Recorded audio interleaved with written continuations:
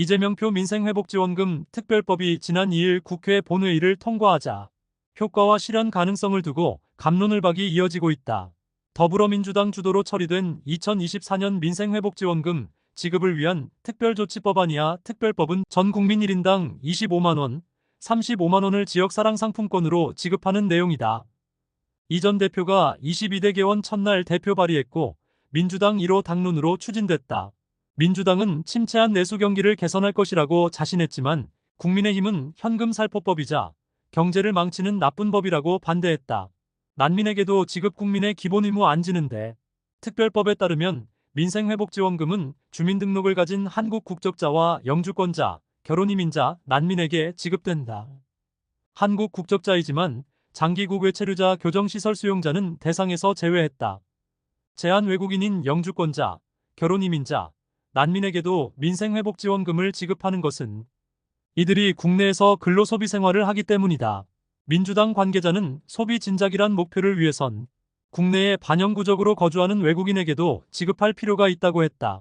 코로나 대유행 시기였던 2020년, 2021년 재난지원금도 영주권자, 결혼이민자에게 지급됐다. 난민은 이번에 새로 포함됐는데 제한 외국인 처우기본법의 난민은 결혼이민자와 동등하게 처우한다는 조항에 따른 것이다. 하지만 국민의 기본 의무를 지지 않는 외국인에게 지급하는 건 문제라는 지적도 만만찮다. 조배숙 국민의힘 의원은 국회 법제사법위원회 법안심사 당시 영주권자 등은 국방의 의무를 진 분들이 아니다며 민생회복지원금은 국민에게 국가가 복지 혜택을 주는 것인데 이렇게 일률적으로 지원하는 건 문제가 있다고 지적했다. 법무부에 따르면 올해 6월 기준 영주권자는 19만 2,801명, 결혼이민자는 14만 5,310명, 난민은 1,491명이다. 이들에게 25만원씩 지급하면 849억 원이 소요된다. 발행비용 수천억 원 드는 지역사랑상품권. 특별법에 따르면 민생회복지원금은 지역사랑상품권으로 지급되는 게 원칙이다. 지역사랑상품권은 기초단체장이 지류모바일카드 형태로 발행하는 일종의 지역화폐다. 다만 지역사랑상품권 발행 시 수천억 원대 비용이 든다. 행정안전부에 따르면 지류형은 인쇄비 1%, 금융수수료 1% 등 2%의 발행 비용이 든다. 카드형 2%, 모바일형 1.65에서 1.9%의 발행 비용도 비슷하다. 산술적으로는 추정 발행액 13조 원 중 발행 비용 2% 가정만 최소 2,600억 원이 소요된다. 2020년, 2021년 재난지원금은 신용체크카드에 현금성 포인트를 충전하는 방식과 지역사랑상품권 선불카드를 받는 방식 등을 수령자가 고를 수 있어 이런 논란이 적었다. 지난 2일 오후 서울 여의도 국회에서 열린 본회의에서 2024년 민생회복지원금 지급을 위한 특별조치법안 대안이 국민의힘 불참 속에서 제적 300인, 재석 187인, 찬성 186인, 반대 1인으로 통과되고 있다.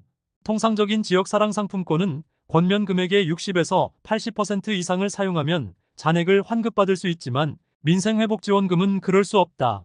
특별법에 민생회복지원금은 잔액을 환급받을 수 없다고 명기돼서다. 사용기한도 4개월 이내다. 민주당 관계자는 단기간에 소비 진작 효과를 극대화하기 위한 장치라고 했지만 국민의힘은 이재명표 지역화폐에 꽂히다 보니 정책을 정교하게 만들지 못했다고 꼬집었다. 소비 진작 효과는 30% 혈세 낭비 논란. 소비 진작 효과가 실제로 나타날지도 쟁점이다. 한국개발연구원 KDI에 따르면 2020년, 2021년 재난지원금 소비 진작 효과 신용 체크카드 사용분은 각각 26에서 36.1%, 19.2에서 36.8%였다. 이번 민생회복지원금도 30%가량의 소비 진작 효과를 불러올 거란 관측이 나온다. 13조 원을 투입했을 때 4조 원의 효과를 거둘 수 있는 셈인데 여야는 혈세 낭비 국민의힘, 손 놓은 것보다 낫다 민주당고 맞선다. 국회 예산정책처에 따르면 전 국민 5,127만 명에게 1인당 25만원씩 지급하면 12조 8,193억 원이 1인당 35만원씩 지급하면 17조 9,471억 원이 소요된다. 추가 경정 예산안을 통한 국채 발행이 불가피하다.